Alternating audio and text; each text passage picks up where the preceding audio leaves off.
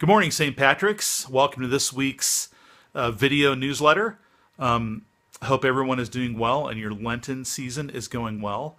Today, I want to continue our theme of being outwardly focused. If you listened to last week's or watched last week's video, you remember that I talked about prayer and just the simple practice of daily lifting up people in my life who are not yet disciples of Jesus, my family, my friends, my coworkers, my neighbors, people I already am connected to who don't yet follow Jesus, and making it a daily practice, maybe no more than 3 minutes a day, of lifting them to the Lord and seeing that as an essential part of our work as outwardly focused disciples of Jesus. Today I want to talk about another practice. It's the Christian practice of hospitality. The word hospitality, as it's used in the New Testament, is translated from a Greek word that means love of the stranger.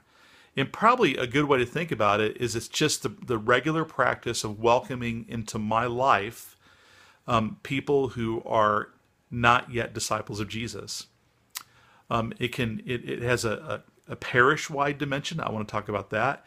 A family or household dimension and a personal dimension. I really think if we build this into our life as a normal routine, get it into our calendar and our schedules in a way that's healthy and achievable, over time, we can become people that cooperate with God to see new disciples of Jesus made.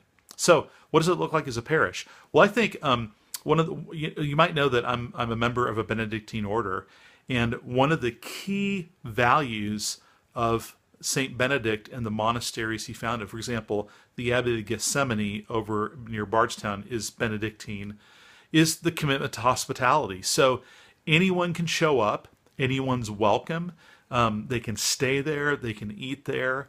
Of course, they have to make arrangements and everything, but it's all based on donation.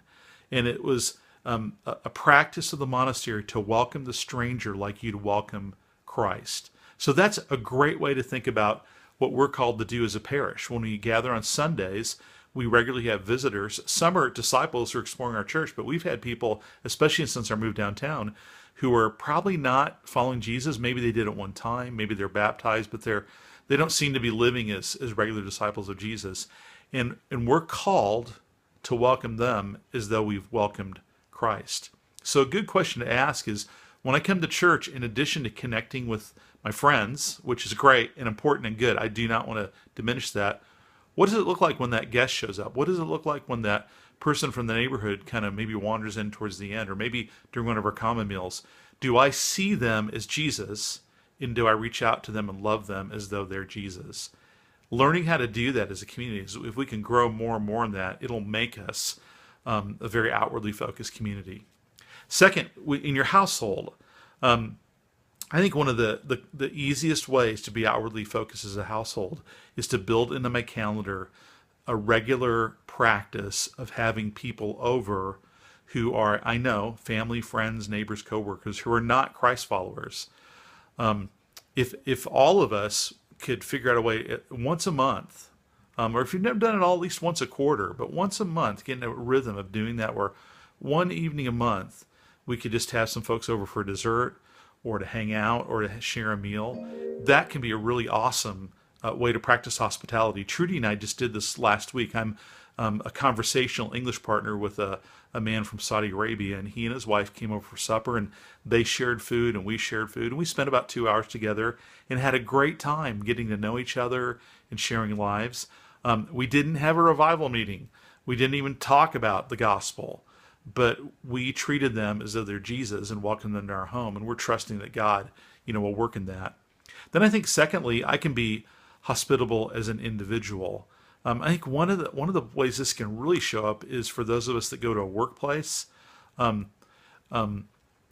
there a way we can create a rhythm of trying to regularly, maybe again once a month or once a week, grabbing lunch with coworkers who are not yet disciples of Jesus? All we have to do is hang out. Jesus is there, but we're just opening our lives and welcoming them into our life, and being like Jesus and treating them like they are Jesus.